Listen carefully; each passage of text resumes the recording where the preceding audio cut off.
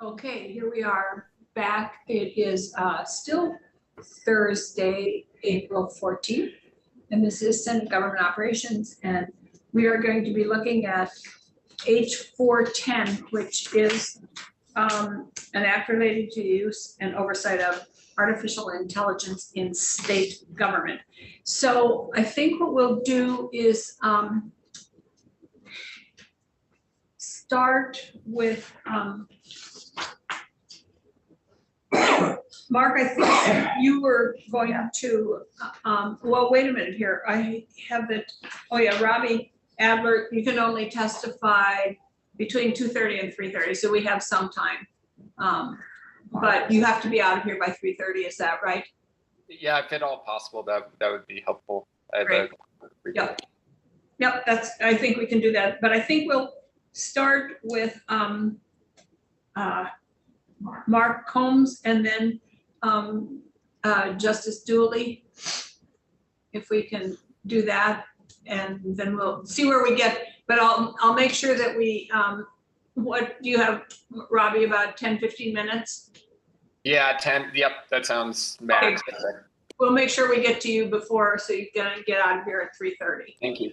Yep, sure. Okay, so Mark, would you like to talk to us about this? And one of the things last time was, please, some of us are stuck back in a different era and assume that our intelligence is pretty artificial itself. And so we just kind of needed some examples of kind of the low use of artificial intelligence. And then, I mean, there are these 3 or 4 different categories here. One is without human intervention and one is with human intervention. And just give us a couple examples of some of those different categories if you can. Is that committee, does that what we, okay, thanks. Kind of like we need to know what we're dealing with before we can move forward. Yeah, Well, we have 2 marks. and some of us understand it better than others, but some of us really need to have some Graphics. yeah, some examples, because Yep. So thank you. I'm Mark Holmes. For the record, I'm the Chief Technology Officer for the Agency of Digital Services. So today we have, I don't know, about less than 10 or so different applications within the executive branch that use artificial intelligence in some way. And you were mentioning a moment ago, like the need to kind of cover what are the different, ways to use artificial intelligence, right? So I think as the bill tries to articulate is that there would be artificial intelligence that, operates rather independently, and it makes its own decisions and can also have a decision automatically applied to a state system. And we're not doing this today, but an example would be if we had an artificial intelligence that was reading applications for a benefits program and then determining the eligibility for that benefits program without any human intervention, and either accepting or denying individuals. Then there's a class of artificial intelligence that's out there where it's essentially doing the heavy grunt work and making a recommendation to a human, and then that human is the final arbiter or decision maker for the process. And then the third least least independent form of artificial intelligence, as the bill is describing, is just artificial intelligence that's out there really helping us see patterns and understand things, but it's not recommending decisions and it's not making decisions on our behalf. So I would say that the tools that we have today inside the executive branch, nothing that really, most of them are internal facing, and they're tied to things like managing computer servers and things like that, where we have artificial intelligence that's constantly monitoring those servers. And if workloads on one machine get to be too high, it automatically moves them to another, things that don't impact individuals. we do have some other sets of what are termed artificial intelligence or automation bots out there that they have sort of scripted responses and to things. So you might have seen it in the early days of the pandemic when folks wanted to know about the different pandemic rules of getting tested and applying, and our help desks were getting, our call centers and help desks were getting overloaded. We put chat bots out on some of our websites where individuals could chat with an automated AI tool, ask their question in real language, natural language, and get a response in natural language. And the AI was essentially just basically taking the gist of what the individual was saying and trying to apply a set of rules and responses back to them just to provide information sharing. Those are the things today. But I think the world that we live in, we see a lot more AI coming into the public sector and the private sector. And this bill, so that I was, along with Justice Dooley, how are you, by the way, sir? I was on an AI task force a couple years ago, and our job was to study the potential impacts and risk of, potential impacts, risk, and opportunities, rather, of AI, both in the state and outside the state. And that's what culminated in the report that you folks have read, I know.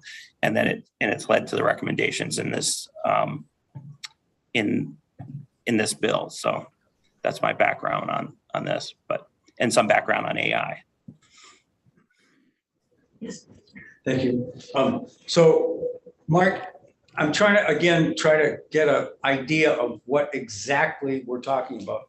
When you start to create an email and you use the address, the to, and you type in the first couple of words or letters, it'll sometimes autofill. Is that what we're talking about in some regard? Not really, because that's a very simple pattern, right? It'll know that you're filling in an email address, and it'll just go look up for something that matches kind of the first part of the pattern that you've already established and recommend something to you. This is more along in the vein of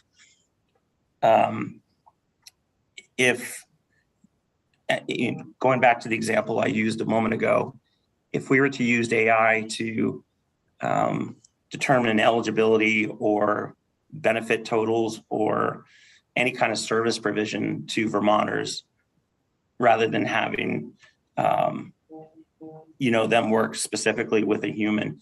And AI can be beneficial in that it can, give us a lot more understanding of the various data points of that person's life in that case, and that 360-degree view of that person.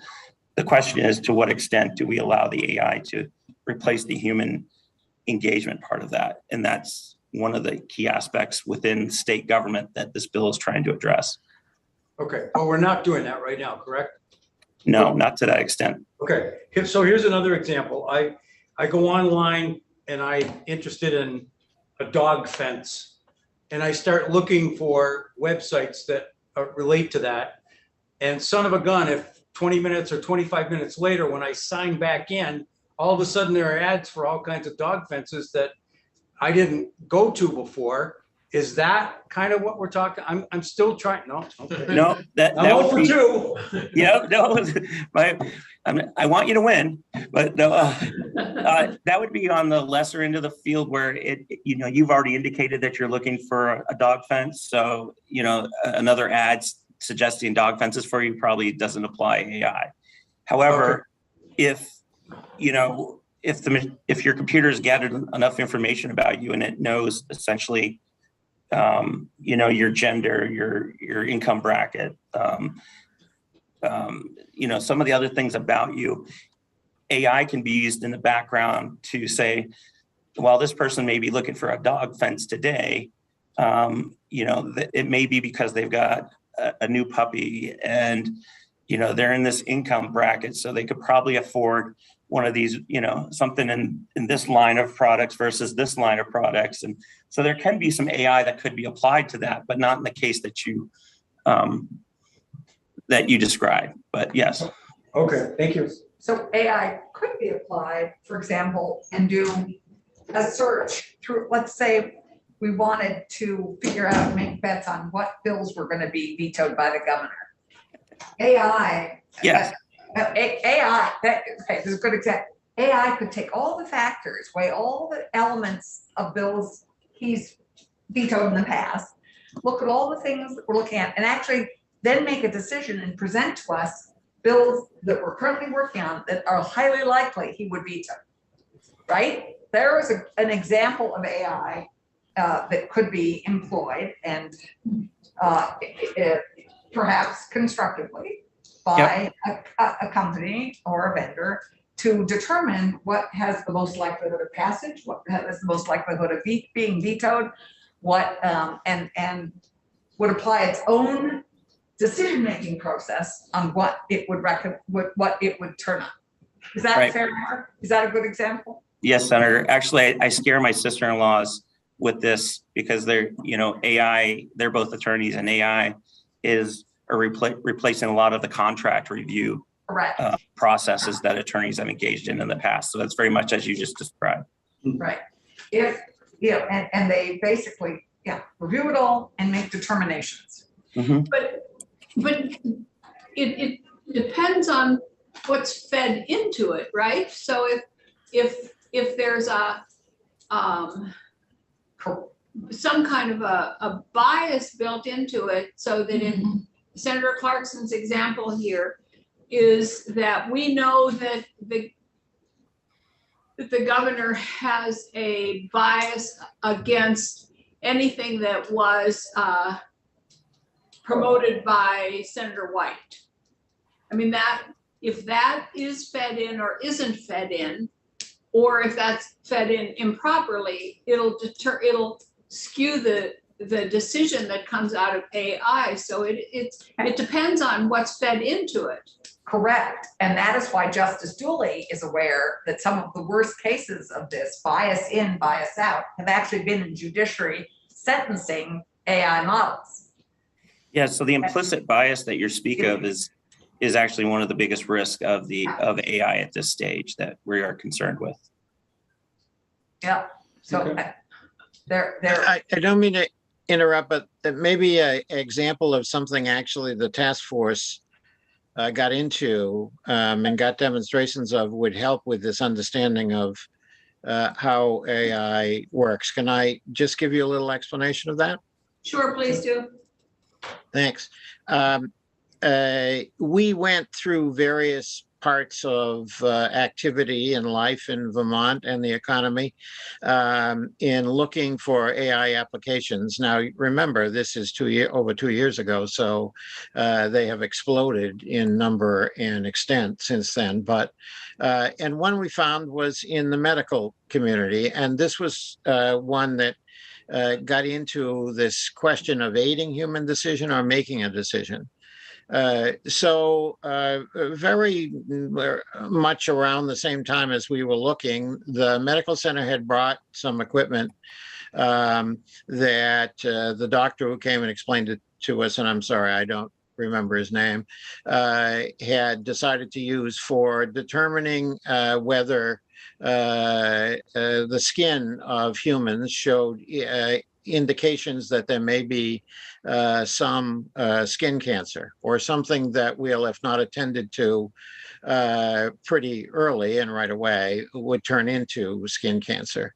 And the way this machinery worked is that there would be a scan, there would be a machine determination from the scan if there were any areas that could be that look like they could be and should be looked at better, skin cancer. And then you get a report that says, look at the thumb, look at this place here. And of course, you've got the scan, so you can be much more accurate than I'm describing it, but I'm trying to put it into general terms.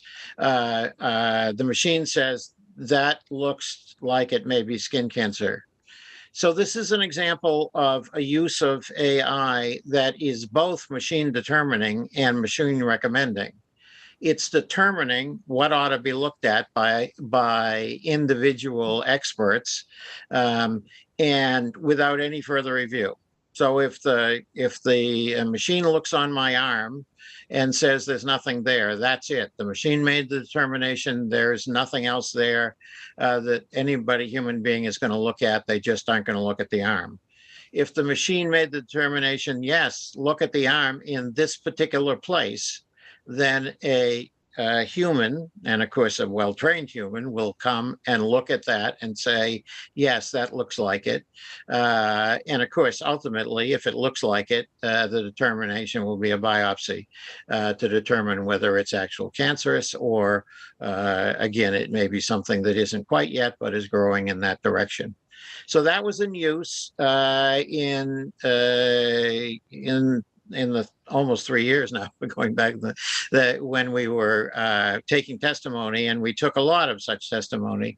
And it was, to me, the best example of decision making. That is the original screen. Totally, the machine's going to decide that. And then recommendations to a human decision maker, a expert and specialist, who will make the determination if the machine believes that it gets over the initial stage. Of course, there are questions when you do that. What happens if the initial screen is wrong? It was made by a machine. Who's responsible for that? And that question, of course, got asked and not yet fully answered, I must say. And then there are questions about then who makes the final decision and how does that go? But I thought that was a good example of how AI was being used. According to our doctor who testified, that was a great labor saving. That having to scan the whole human body took a considerable period of time. The machine does that now, and whereas looking actually of the examples was and focusing just on that was a much more efficient use of the human experts for what they were doing.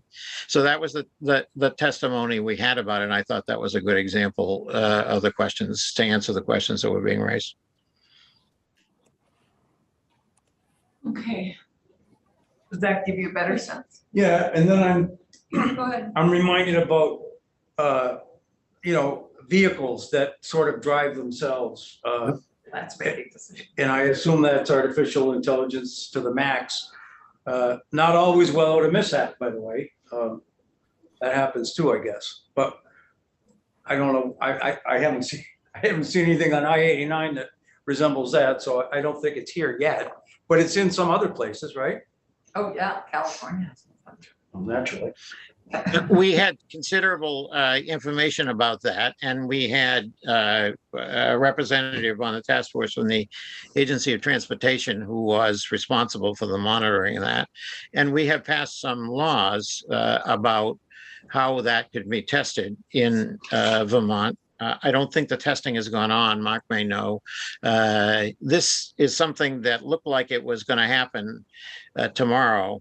And we've gone through tomorrow after tomorrow after tomorrow. And it's probably been affected by the pandemic significantly in terms of the delays that have occurred. I'll call it, maybe this isn't a technologist term, but I'll call it putting along.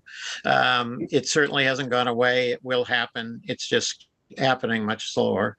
And a lot of the problem is that if you had the roads that the machine would like, it would be a lot easier to be able to do this than if you're going to talk about doing it in mud season on a Vermont road.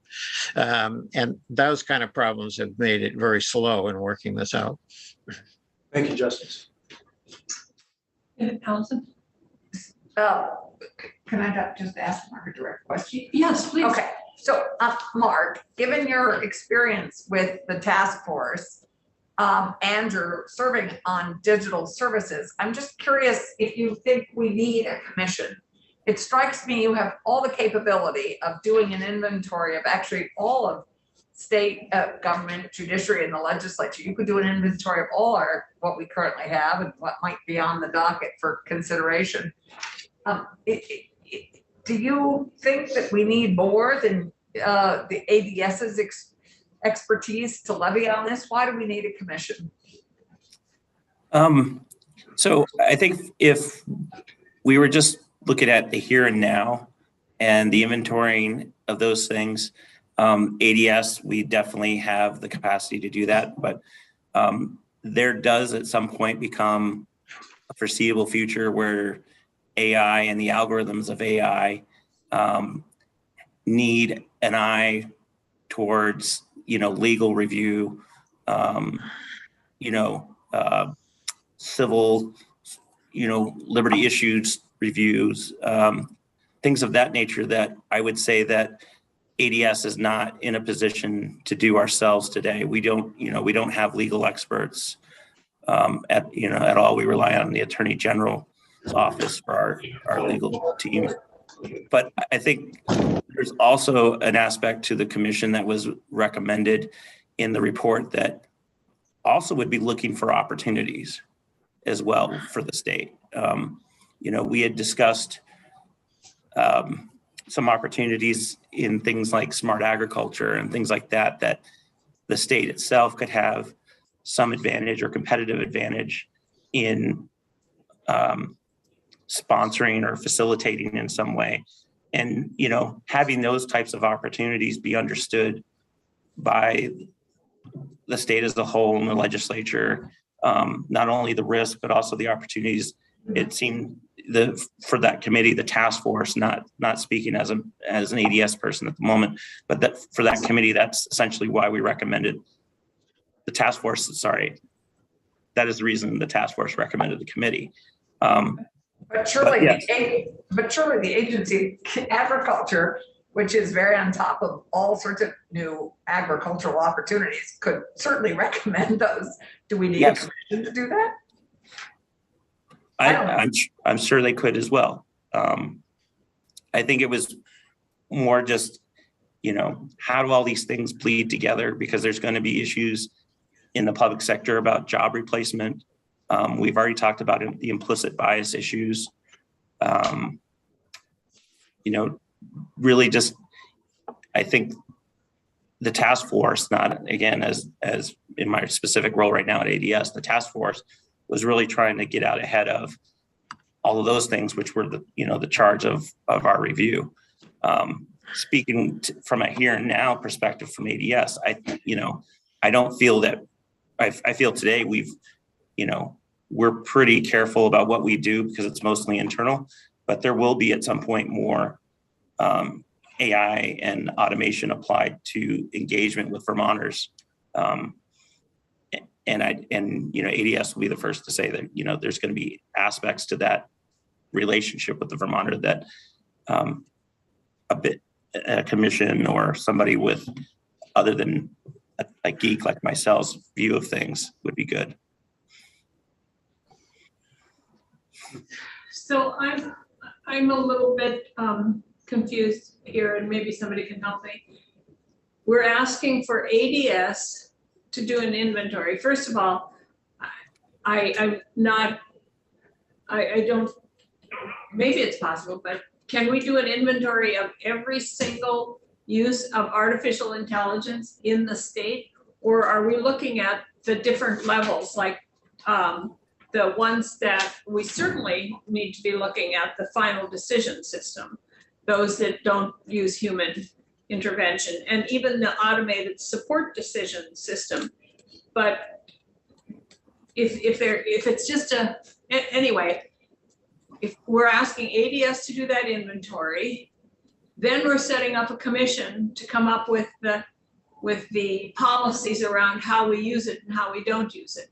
Is that the gist of this bill? Can somebody help me with that? I can pick apart a piece of that. You asked a question early on, Senator, and yes, ADS has an inventory today of what we are using. And we do have controls in place as we bring in new systems and services that we will know if they have AI within them. But reviewing, algorithms of those systems and judging their fairness and things like that would be, we can inventory them, but we wouldn't always be able to assess some of those data-driven dynamics of it, or algorithmic-driven dynamics. And this commission is supposed to be doing that, measuring that, the Secretary of Commerce and Community Development, the Commissioner of Public Safety, they're supposed to be the ones that are doing that? I mean, I they think don't, that, yeah, I think that's the intent of the commission, yes. Can I add a point here that the report had broader recommendations that are reflected in H410. And as Mark started out, to point out one of them, of course, is that it's focused on the state of Vermont's government use of AI, not AI in general in the state of Vermont. In fact, AI is used all over the state of Vermont in many different ways by now, I am sure. If we went through the process we went through a couple of years ago, we would find many applications of use of it. The problem with AI, in part, first to say, the impact of AI has been predicted to be about twice the impact of the introduction of the internet. Now, the internet is, at least in my life, the major technological advance that affects everything I see, including this meeting we're having, of course, and all sorts of things that have a dramatic effect on the nature of life and the economy. And the predictions for AI that it'll have much greater effect than that worldwide, largely a positive economic effect. But like any part of technology, it'll have winners and losers to do. But the difference about AI is from the internet is the internet is the thing we use. We see it, we know what it is, and it isn't. AI is this invisible thing behind the black box that we use. And we don't know the extent to which the output comes. I don't know why Alexa says the thing she says to me when I ask her about some jazz music I want to hear or any other thing, but it is being driven by an application of artificial intelligence that occurs. The difference you might look like this way. If you are in the kind of tax system we typically have in the United States, you know when you're getting a tax. Let's say it's a sales tax on top of what you purchased. If you're going to another country and they use a value-added tax, and virtually everybody does, you don't know what that tax is behind it. All you've got is the total price. That's what's happening with AI. It's being used largely, and the growth of it is very large. But you don't see. It's not labeled, this is driven by AI, this is AI, or whatever. It is a new kind of application that's coming along. The first thing that was recommended for the commission is in the draft H410, which is some ethical standards of AI development and usage that we should be applying to determinations of whether we're going to use it and whether we're going to support development of it.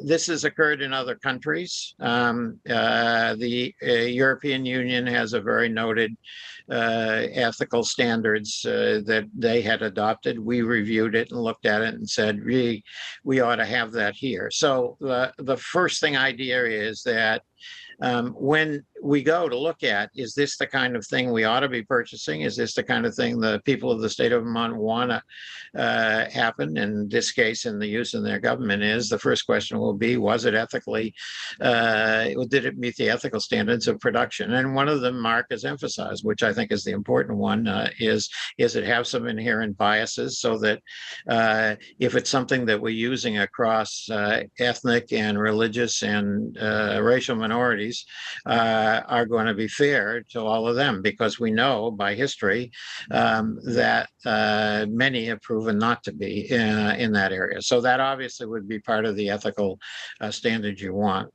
There are some areas we already know ahead of time because we've seen them, and we've seen them where AI is being used in ways that have a direct conflict with privacy interests and other interests of individuals. The primary areas of that is in law enforcement. At the time we did the report, we had very little usage of AI in law enforcement in the state. Indeed, one of the co-chairs, it did a kind of inventory to see what we had, and he couldn't find that any of the law enforcement agencies are using it, but we knew that it was happening around us. We've had a lot of examples of it and what it might do. They have caused considerable conflicts about it, and there needs to be a very value-driven response to that. Again, that's something that ethical standards will help on, but that's an evaluation that I think is beyond the technical one that Mark's talking about in the agency, and gets into much broader values than that. And that's one of the reasons for the commission. Frankly, AI feeds on large data, and much of the applications will be about large data about us. It will be private information, like what we buy, what we don't, what we do, how we spend our off time, of course, every little action about it. That mass data has a lot of opportunities for irresponsible actions. We already know that. We've already gotten into that some with legislation. We haven't been at the end of that, though there are a number of other states that have gone considerably into it more than we have. But AI is inextricably related to those kind of conflicts, and how you might resolve them and control them, or whether you're going to live with them. So those on the responsibility side, I think there's a lot of work for a commission to do to make us get us into the position in which we're satisfied that we're responsibly using this technology, and starting again, as I said, with the code of ethics. But as Mark says, exactly, at least it was my belief that this is a very large opportunity for us. It does have opportunity of tremendous economic growth, and it has opportunity for jobs, clearly, in this sector in Vermont. And I know you folks are very much into workforce development. I would say this is could be a major component for that. But on the responsibility side, of course, is what it may do for jobs. And Stephanie Sagrina, who's was originally going to come, I think you have it testified to the task force about this. So that is the effect of technology on jobs. There are significant parts of where it's going to have effect on jobs. When we start talking about autonomous cars, we're talking about cars without drivers, and driving trucks and cars. And it's already started in trucks already, is of course a significant occupation in the United States and in Vermont. And having an impact there is something you've got to evaluate against what the gain is from the use of the technology. So that's another area which I think is very important to look at. So to me, it was always responsibility, how to control it to be sure you maximize the benefit and minimize the downsides, and opportunity.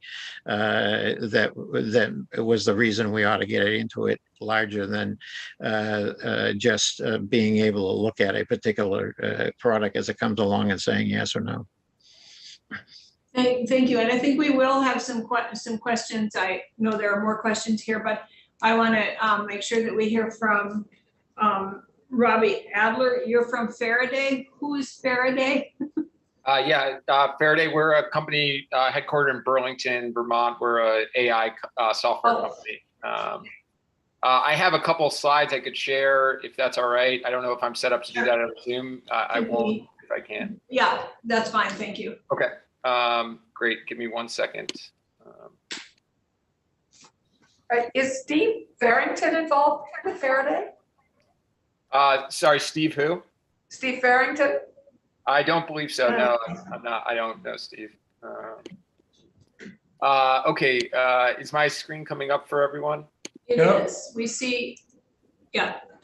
Yeah, I think I'm just changing over the presentation. So I'll just give you all very quick background on Faraday, just to give some context. I was asked to testify for a House committee, just around kind of experience as a business based here in Vermont.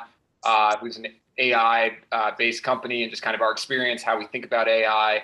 I think much of what the task force has found, and I think the commission that's being set up is all great. I do have kind of one, ask or recommendation for you all to consider, and I'll try to kind of move through this all fairly quickly. So, a bit about Faraday, headquartered in Burlington. We're right around 60 employees, venture-backed company, largely through venture funds based here in Vermont.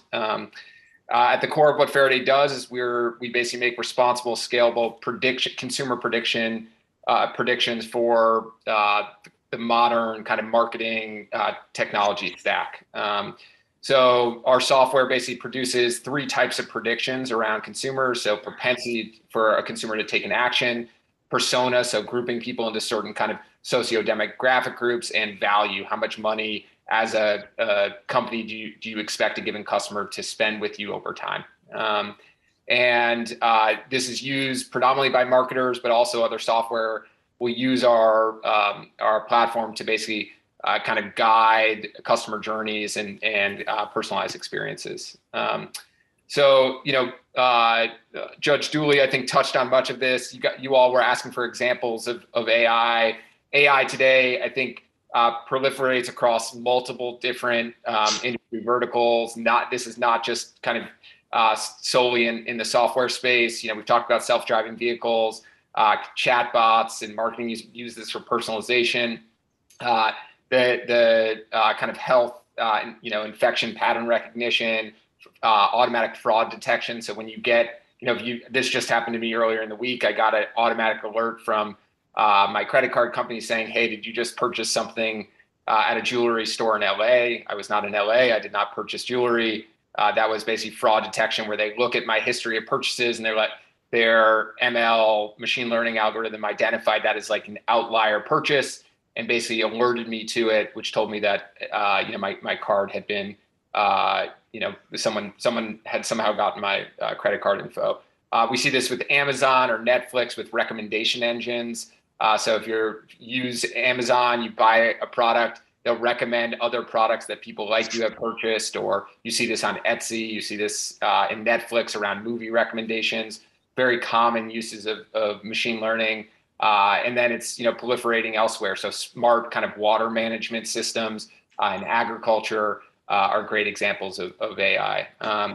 This is also coming broadly kind of an area where kind of leaders of business are investing heavily, and they recognize that it's something that's going to dramatically change the way they operate. I think for government in particular, this is a massive opportunity. There are a number of studies out there. I've linked to some of these. I can share this after, just around. Deloitte did a great study looking specifically at the benefits AI potentially has for U.S. government agencies and employees in terms of making government more responsive, more efficient to citizens. There are risks. I think many of them have been touched on: job loss from automation, perpetuation of bias. Judge Dooley had mentioned, this example of skin detection, being used, I think maybe at UVM. There's actually a corollary to that finding where in dermatology, we have very few. So that's an image recognition system where you're feeding in images historically of, say, skin cancer, and a machine learning algorithm begins to identify what skin cancer looks like. One of the challenges is we actually have very few. Most of the images that we have for skin cancer are on fair skin, on white skin. And so the system is actually much less effective at identifying skin cancer in people with brown and black skin or people of color. The Atlantic did a really interesting article on this. So, that I forget which of you raised this question of just perpetuation of bias. In some ways, these algorithms, they're undertaking large scale pattern recognition. So in a sense, they're very smart, but in another sense, they're very stupid. They will perpetuate whatever pattern they see. And obviously, we have a long history of bias in our country, or systematic bias in our country, and that can be perpetuated by algorithms that don't take that into account or don't understand, or you aren't kind of controlling your training set to account for that. And then, I think the other component, data is kind of the feedstock for machine learning and AI models. there's definitely, the value in data, the quantity of data you have to train is very important. And obviously there's a significant concentration of data around certain entities in this country, broadly labeled big tech. And so, I think there is some danger there about kind of further concentration of wealth and power within big tech as they kind of gain just a competitive advantage just due to the quantity of data they have.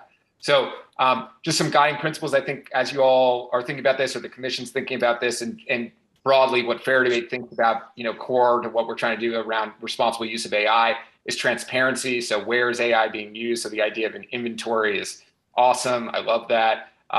What data is being leveraged for training, responsible in the sense of respecting privacy, making sure that you have means for addressing algorithmic prejudice. It will emerge in the models, and you have to have a way to kind of account for that and adjust for it. I think, AI can be very scary. Much of what I heard from Judge Dooley, to me, came from a place of, risk and fear. And I really think we have to recognize that this is an immense opportunity for Vermonters, for our government to be more responsive, for a massive opportunity from an economic development standpoint. And so anything that we are considering, I think, at a state policy level needs to be highly informed. And I think the idea of a commission to help weigh in on that is incredibly important, because this is a very complex, new emerging technology. And I don't believe agency heads or just people within our agencies alone are going to be able to fully kind of manage that complexity, no matter how skilled they are. It's just a very complex topic. And then the last would just be, what can we, the commission broadly, one of the, recommendations I saw in the bill was, thinking about how do we align our education system to, better account for the opportunity that, presents itself here with AI. And I would just say, this is enormous. I mean, the job growth potential around jobs related to data science has been, massive and continues to grow at an astounding rate. My one kind of recommendation, I guess I would ask is, the House bill that you all are considering does list specific representatives for the commission. And I will note there's no requirement from anyone from the business community to be on that commission. That seems like an oversight to me. Business is going to be aware of opportunity. They obviously have a pertinent viewpoint, I think, to this. There are a number of local companies outside of Faraday that actively use AI, and I think could be very well informed to kind of address this. So, and we have, I think, a good comparison. So Colorado actually has a commission also set up. This is the specific language that comes from their text, calling for the inclusion of the business community in this commission. And so I would just ask, as you consider the idea of commission, that you take into account the idea that business should have a voice, and I think could bring real value to this without, in any way kind of leading to adverse consequences. So. Yeah, thank you. I've heard that from a couple people. Thank you. That's it. Thank you all for the time. Thank you. That was helpful. Yes, do you have a question for it, Robbie? Yeah. Thanks, Robbie. I just had a couple questions. You were talking about a great concentration of wealth with big tech, and big tech is already, I think, of concern in terms of their concentration of wealth and data. Do you see any ways to either compensate people for the data that's gathered about them, or to give, I think a lot of these things end up getting buried in a huge agree or decline,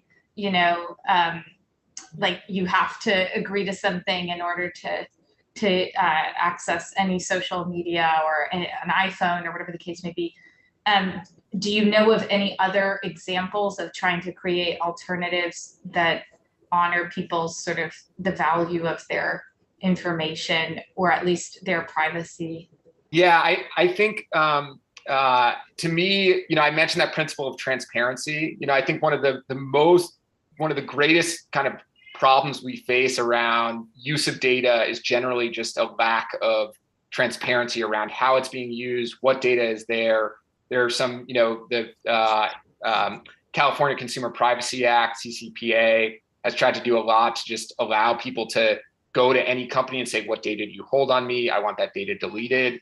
I also think there's a lot more that could be done around just transparency in terms of algorithms themselves that, I think will bring to light practices that are problematic. I'm not sure there might be a very good business model around like individual consumers kind of owning their own data and having the right to kind of profit off of it if they want. I don't really know much about it, but we've already started to explore that in Senate Economic Development with our data broker bill, which was one of the first in the country, and really, we've been addressed that book 7 before you joined our committee. But it's a big issue about how consumers own their data and what bank they could put it in. Remember, we talked about putting it in.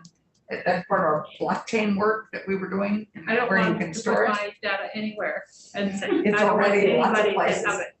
Honey, it's already tons of places. yeah, I mean, I think the only thing I would say is the proliferation of data is like the counter to that, right? Is data is proliferated. It is generated in unbelievable rate, just through and will only increase, right? For self-driving cars, using the internet, access to and use of that data. The data broker bill in many ways is problematic in that it doesn't actually, the largest holders of data in our country are Google, Facebook, Amazon, Microsoft. They are not data brokers because they, so it's, and those companies offer very impressive services, and they are doing actually some really remarkable things with AI, that should not be, I think, dismissed in any way. It's just, I think, something to account for that we have, as a small business who's trying to do this ourselves, right? We have to account for anything that the government in Vermont is considering doing. It is actually in many ways perhaps easier for a larger company to comply than a smaller company if they are not well thought out. But if you're guided by principles like transparency, respect for consumer privacy, I think you can go a long way. Yeah. He has to leave too in 1 minute. Oh, okay. But Do you have, Robbie, if you have time for one more question? I do, yep, no problem. Do you have ways that you test for bias? I mean, are there standard ways that bias is being tested for right now? Yeah, it's, there definitely are. There's actually a gentleman I would strongly recommend if you guys are taking more testimony, Michael Corey. He works for Fluency. He's actually an advisor to Faraday on responsible AI. Fluency is another software company based in Vermont. He used to work Would you send us his name and contact info? Yeah, I'd be happy to. What's his last name? Corey, Corey, I believe. He used to work at Facebook. So we're working closely with him as an advisor around this idea of around basically the challenge of implicit bias, right? So when you're training a model, we're making consumer predictions. Again, there are biases in how, who's taken up a product because of, systematic issues. And you basically, the core thing is you need to kind of be able to understand basically what your model's seeing versus kind of the general population you're predicting into, and kind of accounting for that bias and giving the user the ability to kind of correct for it. I do think that the Consumer Financial Protection Agency under Biden has become more aggressive around this issue with lenders and fair housing and lending laws, and trying to kind of better account for that. And I think Colorado has actually been looking into this with some regulation around the insurance industry. great, thank you so much. Thanks. Of course, I will send to Gail Michael's information. Great, thank you. That'll be helpful. Thank you all. Thanks for taking the time. Thanks. Okay, well, I'm going to jump to Mark. Mark Hughes, do you want to? The other Mark. We have two Marks here. Often we have many Chris's, but today we have two Marks. Yep. So. I just wanted to ask one thing. There was a couple of points just within the bill itself that, from ADS's perspective, we just wanted to highlight. So whenever you want, I can bring those up. We're going to take what we're gonna do is kind of take all the testimony and then we'll jump to the bill itself and Okay. start looking at the details of it. Thank you. Yep, thank you. So, Mark Hughes? 3 days in a row. Tell me about it. Good afternoon, Madam Chair. For the record, I am Reverend Mark Hughes. I am the Can you move closer to the mic? Executive Director of the Vermont Racial Justice. Yeah, Let can me you just turn go up ahead your and turn the volume? volume. Yeah, that's what I'm working on right now. That's always happens to me. Here. Yeah, my computer is kind of locked up. Hold on for a sec. There we go. Okay.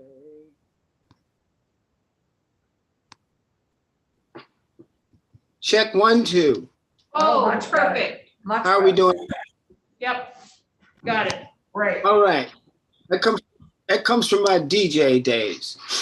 Madam Chair, I am Mark Hughes. I'm the Executive Director of the Vermont Racial Justice Alliance, and I am here in Burlington. I want to also just enter into the record, just for relevance, the 15 years of background and experience in cryptography, as well as my time as a certified information system security professional for 17 years and 16 years as a certified information systems auditor, just to enter into record in terms of relevance, just to overlay some of my concerns surrounding racial equity and justice surrounding the use of AI technologies. One of the things that I was doing is I was kind of trying to take a look and see where AI technologies were being used successful to address and mitigate systemic racism, and that's possible. I've seen some work that's happening, and I'll submit some of this for testimony. Mr. Craig Watson from the MIT Institute for Data Systems in Society. So I'd want to encourage the committee to consider the possibility of the use of this technology for good, for other ways in which we can use it for to advance outside of economic opportunity. We know that generally when there are advancements and when there's proliferations, economic opportunities generally they fall upon those who are already economically advantaged. For example, the emerging cannabis industry, or we could even use the cotton gin, for example. The cotton gin was a huge proliferation in technology that created a boon in the market, but there were some that it didn't benefit very well. I'd also say that the as far as the technology itself in looking at the policy, in looking at the report, I should say, I noticed the demographic, and I did have a conversation with Brian Chena, Representative Chena, before this call. The demographic of the folks who are on that committee, they didn't look like me. There was none who looked like me, with all due respect. And also I have reviewed the report. I have the report in front of me right now. Though there were some reference to potential challenges with civil liberties concerns, and I do this at the risk of knowing full well that there's a judge on the call right now, but I want to delineate my understanding of civil liberties from concerns surrounding racial justice and equity. And just to make it clear, I was sitting down with Senator Sears and Senator at the time Ash at the beginning of the 1920 biennium, and they said, I'm sorry, the end of the 1718 biennium. And they asked me, why do we need a racial equity director? We already have a independent civil human rights commission. I beg your pardon. And what I said to them without flinching is that's overt. This is systemic, and they got it. And I think what I'm really getting at here is when we look at the involvement of the ACLU and others, the first recommendations that I would place, in addition to what Robbie just said, offering this opportunity for another person to participate, I think there should be someone who's versed in racial justice and equity who sits on this commission. So because I don't think that ACLU thing quite covers it. I'll say also the commission, it's being, this is my point too, it's being implemented within this proliferation of this technology, which is exciting. But nothing is really precluding the current procurement and development and deployment of this technology at this time. And I believe that it could have been an oversight, or maybe it's just something we don't want to talk about. But somewhere or another, I hope, and I don't really, Madam Chair, I really don't know what the answer to this is. I do have some answers for you though, not to this one. But I hope that what we're doing is we're taking into account that as we speak, that these technologies are being acquired, proliferated, are being acquired, procured, deployed, and placed in use. Of particular concern is the healthcare system, the employment system, and the criminal justice system, where these technologies could be potentially employed. Now, we heard the term earlier in the testimony today, Madam Chair, garbage in, garbage out.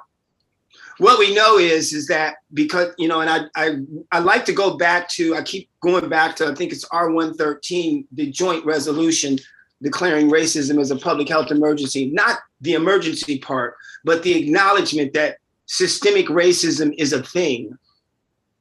And the acknowledgement of systemic racism is a thing suggests that all social determinants consistently and simultaneously are producing right now adverse disparate outcomes on Black people in the state of Vermont, insidiously. And this has to do with two things: decisions of people and the existence of processes and policies. So that algorithm that Mr. Combs was speaking about, and Robbie was talking about earlier, it's not just the incorporation of a decision-making process, it's also taking into consideration the impact of the existing policies that are in place as well. And again, garbage in, garbage out. So what we're dealing with here is and I want to just pause for a minute and say I support this policy. I want to say I support this policy, and I'm here to support it. And the reason why I didn't testify in the House is because of capacity. But there is support for this policy, and I made a commitment to Representative. I hate to say Representative Lucy, but I can't remember her last name right now. Rogers, as well as Representative Chena, that I would offer some testimony on this policy. And this is the first opportunity that I've had a chance to do so due to capacity. So I'll move quickly through to just a few suggestions that I have answers to and try to make this as brief as possible, if that's possible. One of the things that I'm noting is that there should be a requirement somewhere for requirements and criteria rather for testing. So I think that's already been covered and noted. Perhaps that should be something that is kicked out to the folks who are in the commission, and that might be a charge of the commission. Number two, there should be requirements and criteria for security. Very, very important, because as far as access and control, as far as configuration, management, and maintenance of these types of products, whether it is intentional or inadvertent activities, there's possibilities where things can be adjusted on the back end that can cause outcomes that we wouldn't even know the impact of for quite some time to come, and we don't really know to what extent that could cause damage. So very, very important, these criteria. So, and when I say criteria for security, I'm talking about confidentiality, integrity, availability across the board. One of the most troubling parts of this policy is actually when it speaks to the when it speaks to a description of automated, when it speaks to a section under inventory, there's section B, and then there's 1, 2, and then there's A, B, and then there's a 3. And under that 3, there's a 4. And that 4 says whether automated decision systems has been tested by an independent third party, has a known bias, or is untested for bias. That sentence right there is problematic on 3 different levels. It suggests that it could or couldn't be tested by an independent third party. It has a bias, or maybe it doesn't have a bias. And also it is tested for bias or it's not tested for bias, as though those are just options. Now, what I'm suggesting here is that there must be some type of parallel or some type of connecting processes or something within digital services that requires these things to happen. Because this sentence right here suggests that all of that is at point and would be loosey-goosey in moving forward. And if we're really talking about the implications of this technology, at least from our perspective, replicating the existing biases that are manifesting themselves across all systems, potentially, then we certainly would want to make sure that it's not loosey-goosey. I want to just go over quickly and talk a little bit about training.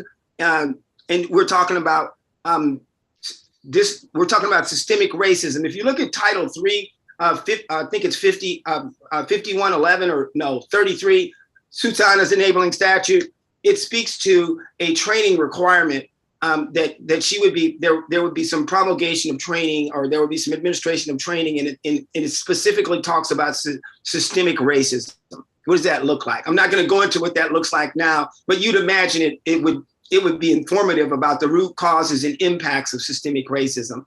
Side note, Turning the Curve on Systemic Racism, which is a presentation that we're giving tonight at the Kemp Center here in Burlington, will be broadcasted live on Zoom starting at 6 p.m. This is the type of training that I'm talking about. It's free, but what I'm suggesting is I think folks who interface with these types of technologies, at a minimum, should be prioritized to have these types of trainings to understand systemic biases, or systemic racism, rather. So I'll just move along and just go back over into. Keisha, did you? I did. Mark, can we like sorry? pause? If you're okay with pausing after some of the key buckets of issues. Yeah. When I look at page 5, item 4, where it says it's whether the system's been tested by a third party, has been known bias, or is untested for bias. It sounds like that's the inventory of what's already being created. So were you suggesting that there be a separate section of the bill that says nothing with a known bias or untested for bias can be implemented as a state in any state government tool? That's what I took from him. Okay, I just wanted to clarify. Yeah. Because I hear what you're saying. I mean, I don't think we change that section because it's the inventory, but I think we'd add something that says if it goes through the inventory and this is found, this can't be utilized.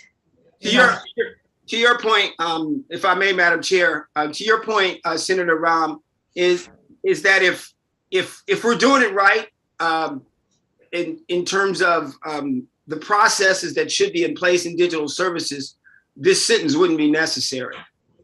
This sentence, I guess what I'm saying is that the implications of this sentence suggest that there are a bunch of things that are not happening that should. So how we get to right, and maybe the commission itself makes the recommendations to the digital services folks on how to get to right. Does that help? Yeah. I didn't quite know what the recommendation was. So I hear you. I think I think there's a lot of things that we wish were, better known before people made lots of individual decisions in government. But I think, yes, I do think the commission probably should make some recommendations around whether or not something that's untested or has kind of been shown to have bias is used. Right, the recommendations, the notes that I have here in my margin says recommendations for mitigation, and I was hoping that would be something that the commission would take on, is that they would be able to go out and make recommendations for mitigation. Of course, And it this is. is in, as you know, in the inventory section of what they're taking inventory of. Yeah, that's the confusing part about this recommendation is that I did grab it from the inventory section, but it does suggest that there needs to be some work done in another part of the policy. And there's, right, and so then there's what the recommendations consist of, Mhm. and it includes constitutional legal rights, risks, et cetera. There's nothing in this section about recommendations that spells out That's correct. a recommend. I see what, okay, I really needed to ask that question to understand what change we might make. So it sounds like in the recommendation section, we'd spell out more what bias protocol the state should follow. And in all fairness, I just picked this policy up a few days ago, and I've just written in the margins. It probably would have been more troubling if I would have pulled a Vinny or Lucy on you and just sent you over the markup. But I'm trying my best to articulate to you as best possible. So it's really not on you, Senator Rahm. I'm just trying to pull it all together. So my apologies. No, it's good to take a look with that lens. So I didn't mean to stop you from it. No problem. I will just conclude with just a couple of other things, Madam Chair. The training on systemic racism we talked about. This is for personnel. We also know and understand that there should be policy established for security, for testing, for training. These are recommendations, all recommendations that should come out of the commission, because right now we have no other place to go with it. I don't know that we can actually promulgate any policy through this particular apparatus into the digital services, and because we've got to get this thing figured out through the commission before we go to the digital services folks with anything. So I think every one of the recommendations that I'm putting forward, I would hope that what we would do is we would just add that on to the digital services folks. And again, back to the specific representation, and this really fleshes itself out in the membership section with the addressing systemic racism, some kind of specific representation on the commission where a person is versed in racial equity and justice. And then also my pages don't match up with yours because of the strike all, I didn't catch the clean copy, but over in making recommendations to the General Assembly on policies and laws on, I think it's point 2 on powers and duties. After point 2, there's a 3, and then there's A, B, and C under this is saying review the automated decision systems inventory created by the Agency of Digital Services. One of the things that I included in there is to review whether disparities are produced by the system itself. And then finally, I think over on the 2 pages later, there is a 1 page later, there is a same page. There is where we're talking about the impact of using artificial intelligence systems. This is point B of item 4, point B of item 4 under the same section. Underneath that, it says C, any policies necessary to protect privacy and so on and so forth. And there's 3 points there. The fourth point, 2 points rather. The third point is I was wondering if it would be appropriate there to put the degree to which disparities are further perpetuated by the employment of AI technologies, since that's going to be a process. And then underneath that, an item G would be the extent to which the artificial intelligence system produces disparate outcomes and the actions taken to address it. And the policy is good policy. I think it was well thought out. I don't want to leave this committee without emphasizing, Madam Chair, that there has been, it's acknowledged and it's not lost on me, the time and attention that's been given to this policy. And just the history of surrounding it. I think the work may have started in 17 or 18, if I'm not mistaken. As I said, I did read the report. Not unlike the Marijuana Commission's report, not unlike the Act 250 report. Garbage in, garbage out.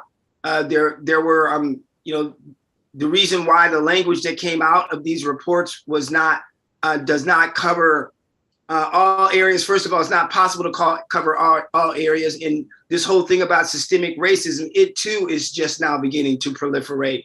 And we're just now starting to understand it. And as we begin to understand it, I think it's really important for us to acknowledge where we may have missed it and where we can at this point in the game language to compensate for that miss. Again, I'm sorry that I didn't catch this in the House. And I just implore you to consider incorporating the language that would compensate for in addition to the civil liberties concerns surrounding this policy, the racial equity and justice concerns, where we have systems and policies and processes that we've already acknowledged that consistently, persistently, and insidiously produce adverse disparate outcomes across the state of Vermont, as indicated in the Attorney General's and the Human Rights Commission's task force report on all systems in 2017. We've acknowledged this. So it's very important for us to be mindful of it when we go in and employ this type of technology. I'll be happy to take your questions, and thank you so much for the time. Thank you. I think that you were pretty clear about that. I think that when I'm reading this, I can see a number of places where I would reorganize it a little bit to make it clearer and actually come up with some different suggestions. But I've made note of your suggestions here, and thank you. Does anybody else have any questions for Mark? No, Justice Dooley has. Okay, Justice Dooley.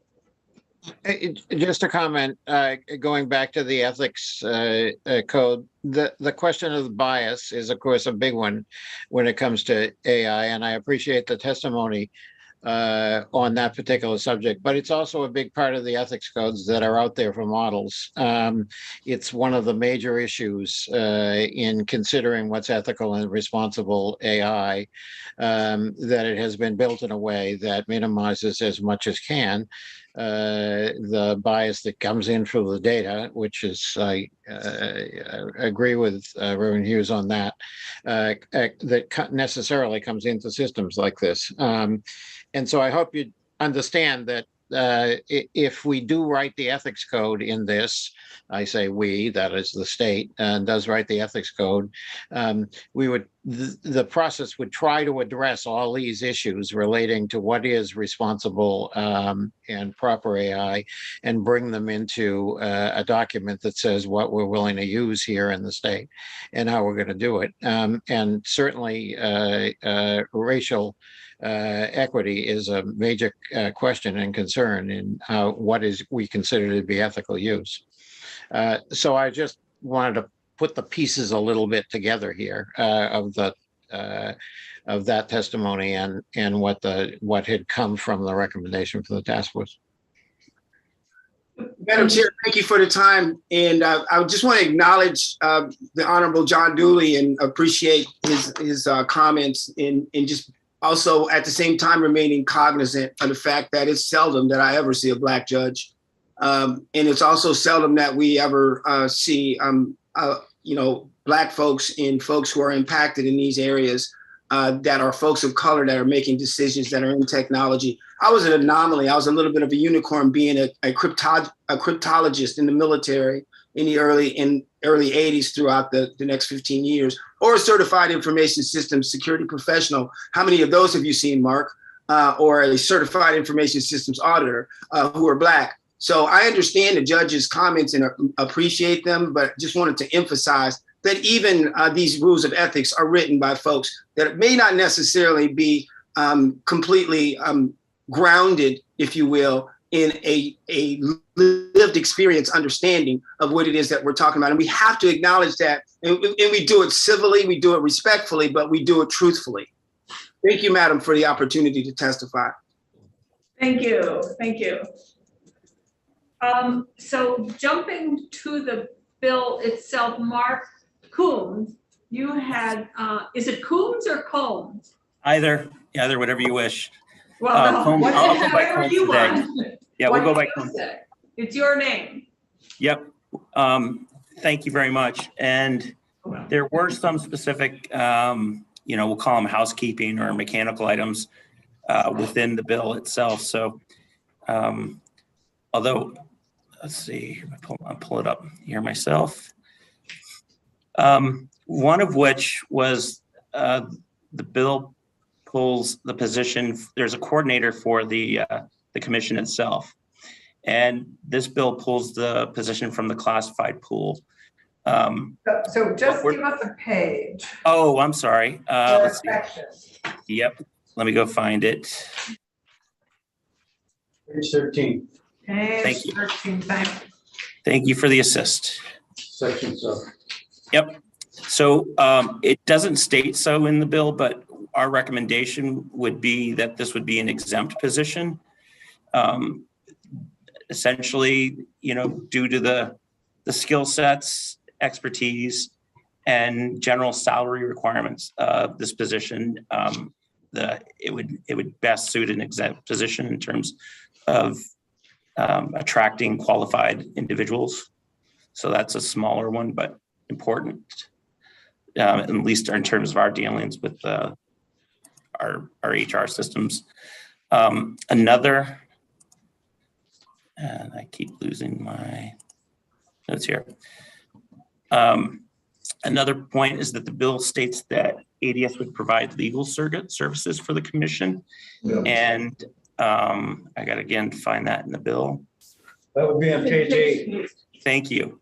Yep. And ADS, as I noted earlier, we do not have legal services within ADS. That's within the Attorney General's office, and we're a consumer as well. So that would need to be updated, I believe.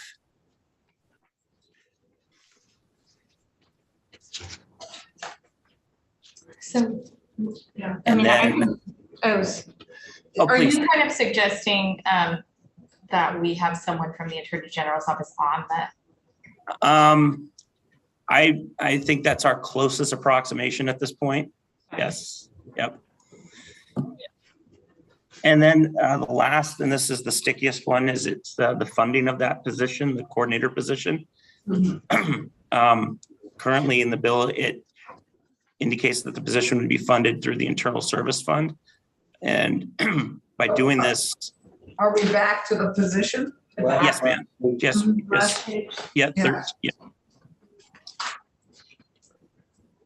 Yeah, And as you know, ADS doesn't have a direct appropriation. We're funded through the Internal Service Fund for most of what we do. And so we would need to raise our rates in the Internal Service Fund, thereby putting pressure on the other agencies.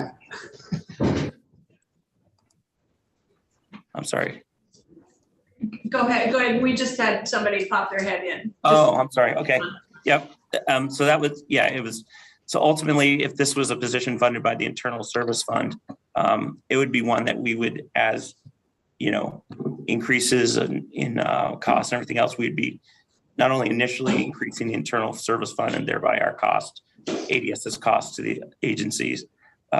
It'd be a continuous process with us as we keep up with salary adjustments and other things. So the hope would be that this would be an appropriation for this position. Okay. Yep. I think that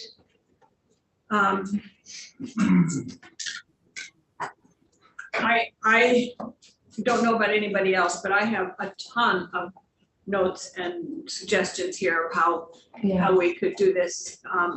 And I'm not going to say in a better way, but in a slightly different way. And so, but I think that what I'd like to do right now is, yes, Allison, did you? Curious. You've John had to test that, right? Yeah, you did. Well, we need to know.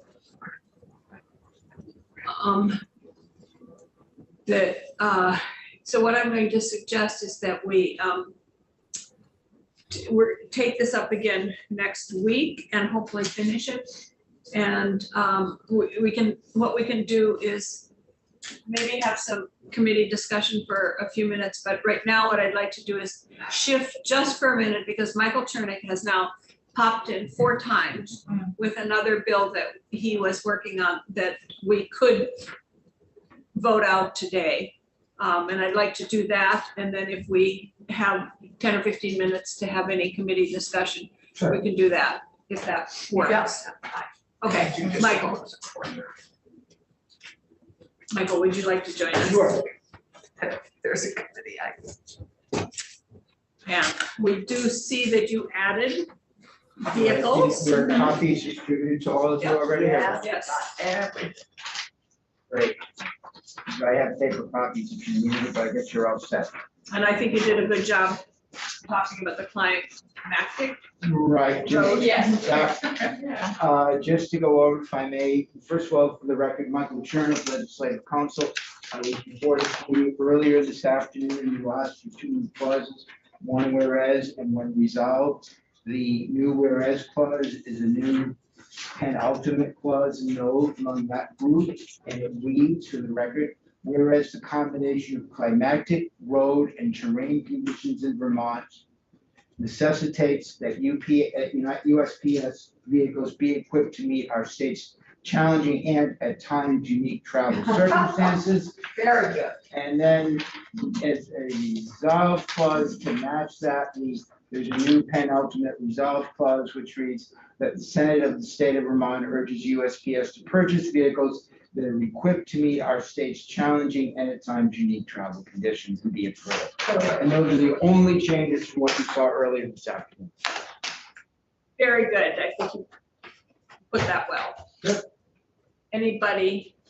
I'll move that we vote out draft 2.1, SR 16. Great. Everyone ready? Okay, yep. Senator Clarkson, Yes. Senator Calmar, Yes. Senator Polino, Yes. myself, Senator Ram Hinsdale, yes, Senator White, Yes. 5-0. Okay, thank you, Michael. You're very welcome. Michael, well done. And if we need to do a report on this, given that Sears and I were the sponsors, I will just do a very slight report on it, Yes. but we may not even need to. Where does it go? It goes, Upstairs, just like a bill. you're right, I realize, but after that, it goes straight to our federal delegation. Yeah. Yeah. And to the US Post Office. US Post Office, to DeJoy. Yeah. And, yeah, the Postal Board of Governors, the chair of the U.S. House Committee on Oversight and Reform Committee, and our House and Senate majority and minority leaders and the Vermont congressional delegation. They're gonna have to make about 50 copies of this. We'll send it to everybody. Should send it to every post office too. Actually, it would, I'd love to take it to my post office. it would be fun to, yeah. How many post offices do we have in, they probably wouldn't give us a colored one for the. All of those, I yeah. said a couple hundred. We have at least 300. 300? Well, we have one for every town. No, we don't. No, not every town has a Yeah, post office. no. Yes, but several towns have many post offices. Yeah. Woodstock has 3. Woodstock has 3 post offices? Yep, What's your population? 3,000. Jesus. That is My God. Good. South Woodstock, Taftsville, and Woodstock. And they each have a post office? Correct. We are close to I them. think we should close 2 of them. Don't say that to Taftsville or South Woodstock. Wow. Just kidding.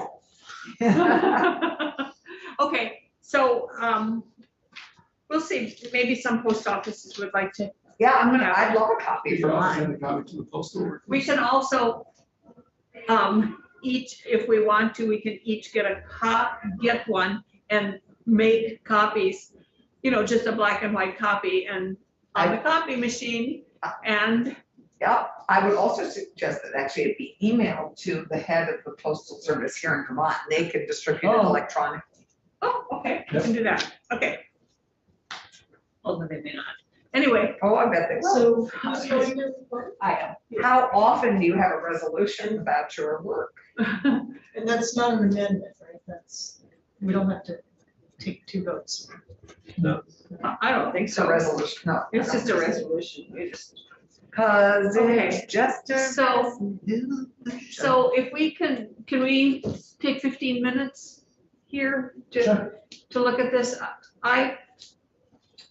What I would like us to do, I think, is make a list of the issues that we think we need to address.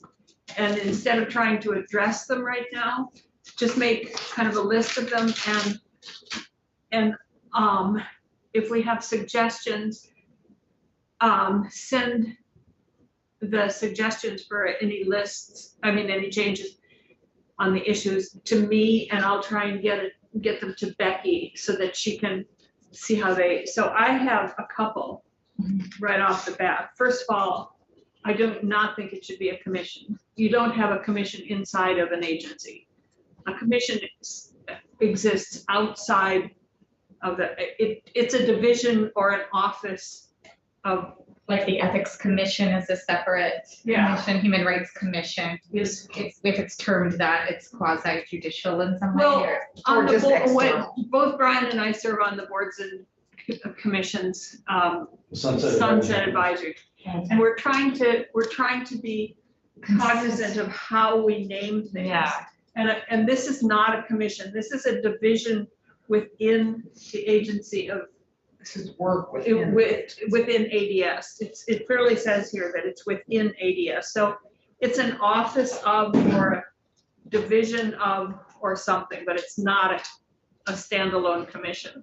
Okay, so, but we still have to name the thing that the group of people that is drawn from around different agencies and different external. Well, I have suggestions for changing the entire makeup of it.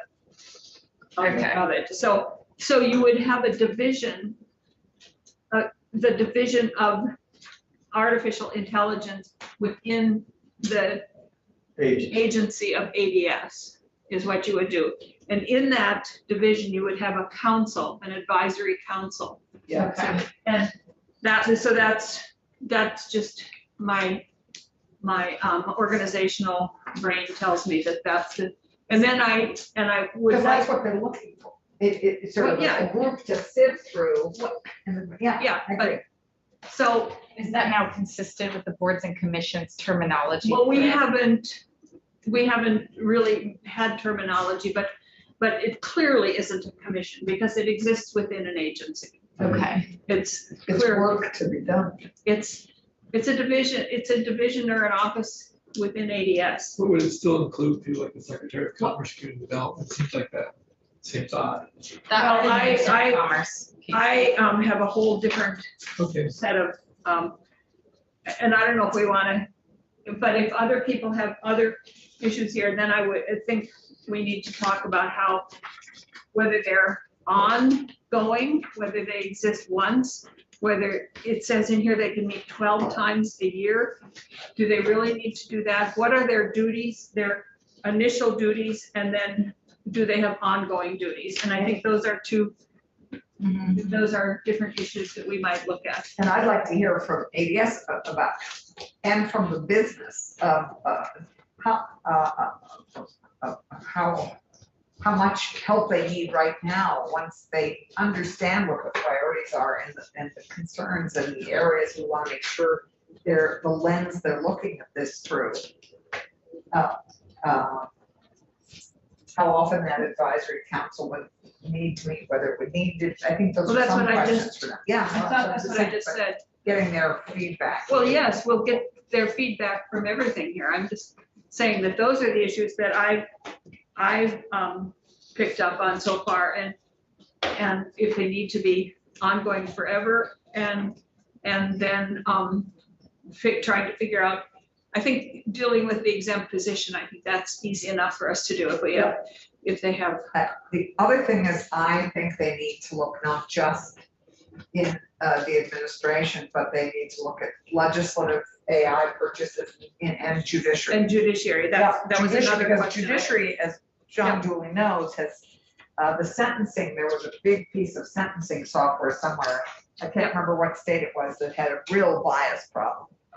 And it was, I do remember it was a sentencing, software. Well, we don't need to talk about it now, So but judiciary. but the question is, why is it only applying to Yeah. the executive And branch? I think it should be Okay. everybody. That's another question. Yeah. Then, Where how, does it say, sorry, where does it say it only applies to the executive branch? it's on the page where it says, it's under definitions. Yeah, I want States on page 4, number 5. all three branches. No, it doesn't. It says state government No, has I'm- the same meaning. Oh, and that's, I'm asking for it to be all three. Yeah. Yes, we get that. Keisha asked where it said that it was only the executive branch, Right. and I was trying to tell her. Okay, got it. so why it doesn't apply to all three branches. Yeah. And then if in charging this group to come up with a code of ethics and how we use it and stuff, we need to say what are some of the criteria. Somebody needs to set the policies for how we use, how we look at them and what kind of screening criteria we go through before we purchase things and before we use them. And this group can do that, but they don't need to keep meeting forever and ever and Right. ever. They can come Set up the with policies. the policies and then go away. Well, it also But there would seems still that- be a division. There would still be a division Yeah, when they're done. It could be still a division with the executive, with the whatever that's called, the coordinator. But I don't think they need to meet 12 times a year forever and ever. So if I could ask Mark, if we went this route, would you still need a position created? Or could you handle this within the group that you already have in ADS?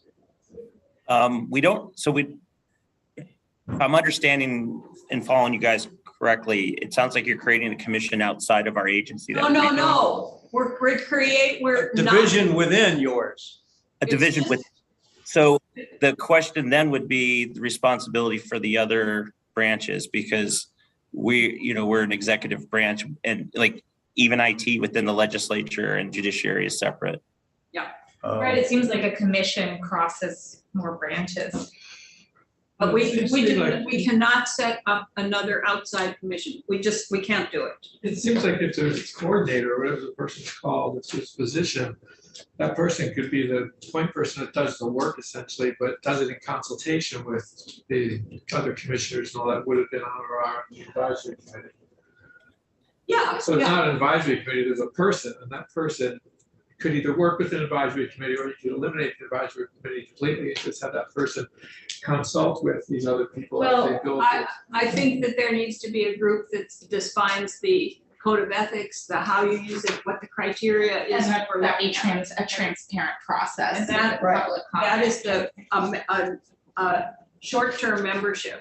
That's what you're calling the advisory. Yeah, and that you could continue, you could have the coordinator there, and then when the coordinator sees that there are issues coming up, they call back the.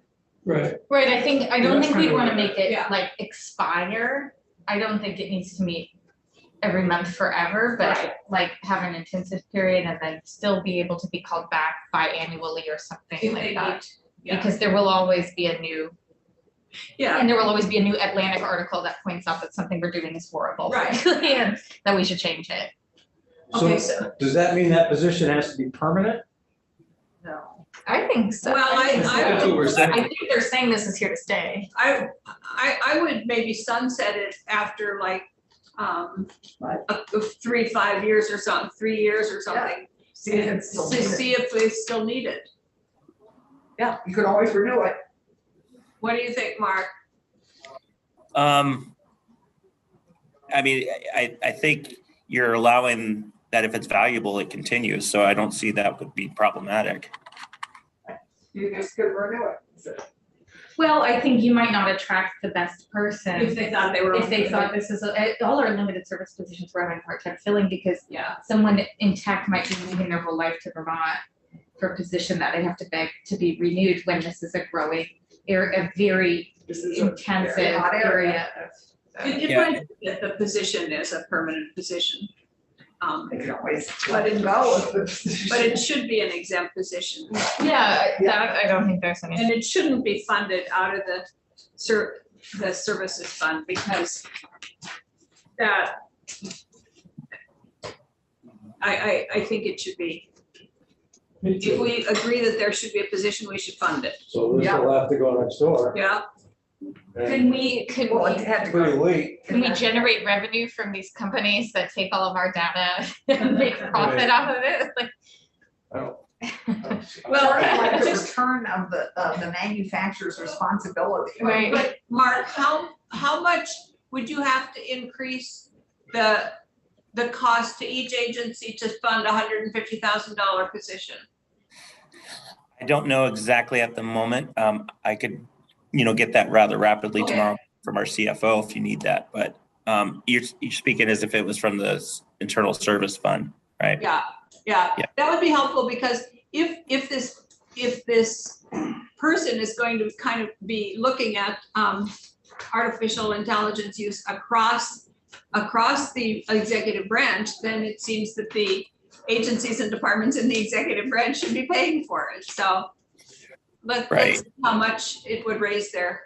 Yeah, I mean, one area we get into, because we have a number of things that fall into the internal service fund that they're not equally utilized amongst the agencies. Yeah. And in fact, when you have some agencies who get some outside funding, they need to know about areas where they're doing cost sharing with others and what percentage they own. So I would say, especially in the beginning, since in this 3 to 5 year span that we may be thinking about immediately, it's going to be rather light use and not uniform across the state. And it would, and so you're going to have agencies out there, maybe, for example, the Agency of Natural Resources coming back and saying, we're paying the same percentage as the Agency of Human Services, but we're not using this at all. Oh, we have a resolution, Steve. So maybe after the inventory is done, you can say the Agency of Agriculture uses 10% of the artificial intelligence, and they have 10% of the uses. They should pay 10% of the, That will change every year. That will, as yes, different. but for until we, I have to sign. Oh, does it? did you do the Shirley Jefferson? Does that need to? I took it up Oh, already. you took it up. I Yeah, did the the one thing I would be leery of is if it, turns out to be seen as a penalty of some sort, right? We want to encourage smart use of should this. be equitably applied. Well, we'll figure out how to fund it. And then the Okay. other one is the legal, and I think Keisha's suggestion of maybe having somebody from the AG's office. Or on there. the law school. The law school doing some cutting edge work on law and. Yeah, but we'd have to pay them. No, they serve on an advisory council. Okay. Well, yeah. I don't know. Nobody who sits on an advisory council's paid. But well, this is looking for how we use it in state offices. I don't know. Yeah. Anyway, Oh, well, I don't, AG's. but having But- somebody. And Ryan in the AG's office is did all our data broker work. They're very on top of this issue. Yeah, we should have expertise. That's. Yeah. I don't know if I was speaking out of turn, having missed some of the earlier testimony before today, but I may have the same question as Anthony as to, does commerce have to be on this, or Oh, could the Do AG? you want to hear who? Do you want to hear who I have on the I list? think we have a new list. Yeah. I have ACLU, the Department of Health, Yeah. because health uses it a lot. The Office of Racial Equity, a constitutional legal rights person that they had on there, a person and not a social worker necessarily with experience in ethics and human rights. Mhm. And the AG office. Somebody from the business community. And then somebody from the Yes, I business think we community. need an Yeah. AI business. Yeah, I Yeah. took all those secretaries out. I don't know why, and commissioners. I thought maybe Commerce could appoint Thank a you. business organization Oh, instead, so that, because they might know all of them, but that might be a good idea to have them appoint they could, yeah, they could. a appoint- business person appointed by Right, by ACCD. Otherwise, how would you get a business person? right, From- that isn't just like a political Well, friend of the. yeah. The Yeah. AI Good. yeah, there's an important dynamic here. I just want to, and I think you guys have got it. I just want to make sure.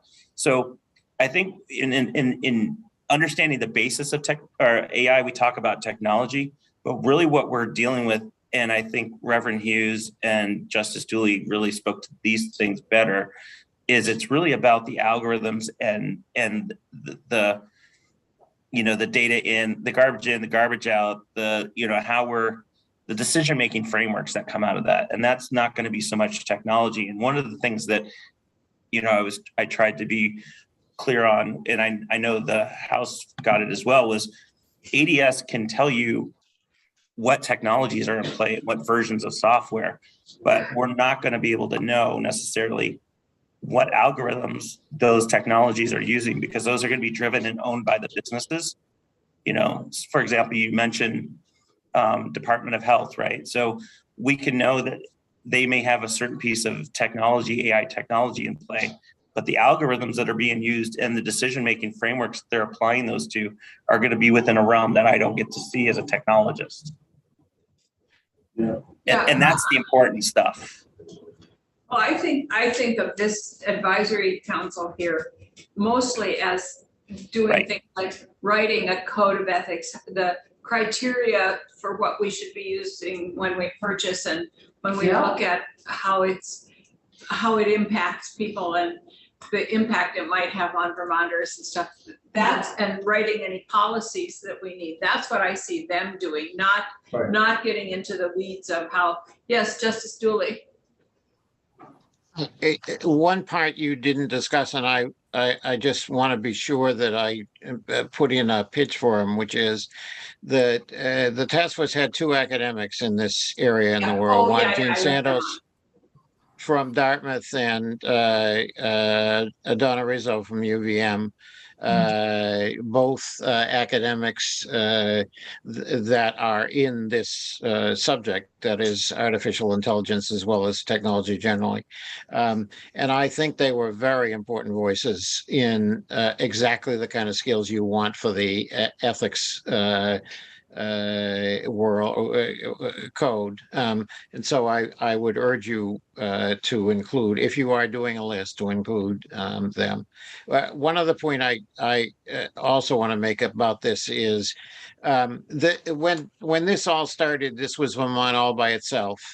We were the first people to do this task force and look specifically at AI and go through the process that the task force did and produce a report, and ours was the first. But the one thing that was surprising about this, very surprising to me, was there was really no federal effort in what was a subject that desperately needed a federal effort. When you're talking about codes of ethics, you're talking about like the EU or Canada. You're not talking about Quebec, and so it was surprising to me there was nothing. Well, nothing happened. That is, it happened. Not that nothing happened. It happened. That at the very end of the Trump administration, Congress passed a bill setting up a national structure for AI, supportive AI development and education, and support of exactly this kind of thing. It is mentioned in the back of 410 as it is drafted.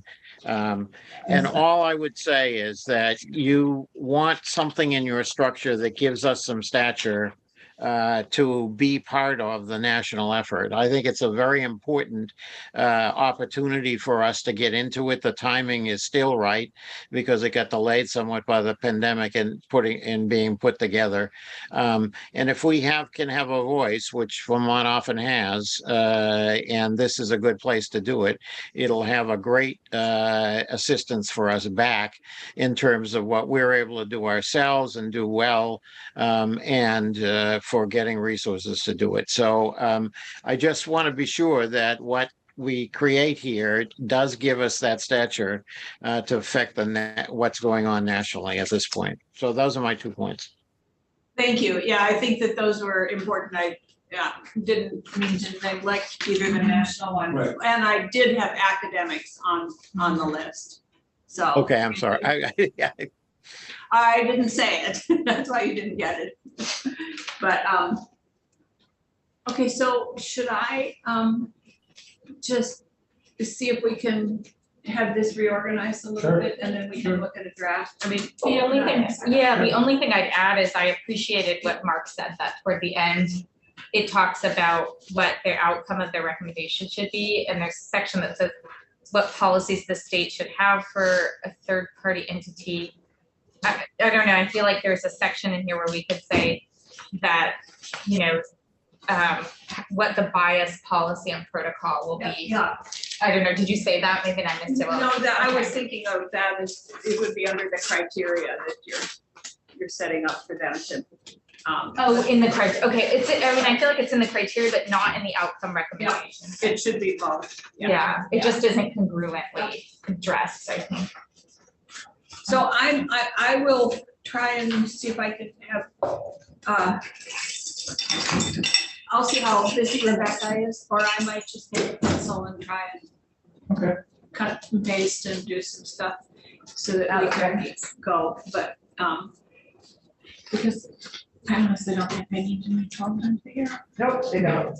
Anyway, okay, thank you. Thank you very much, and we will take this up again probably next week and hopefully, yes, and in fact, I think we have it scheduled for next Wednesday. We've already received invitations. Oh, you've already gotten your invitations for next Oh Wednesday. my God, she's way ahead of us. Our social